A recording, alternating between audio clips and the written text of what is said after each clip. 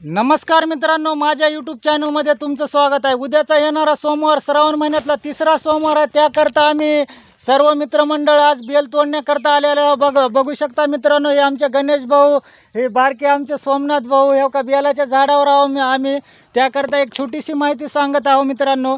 आणि उद्या सोमवारी प्रत्येक शिवभक्तानं सोमवारी बेल व्हायला पाहिजे मग मित्रांनो, त्याकरता माहिती सांगत आहे।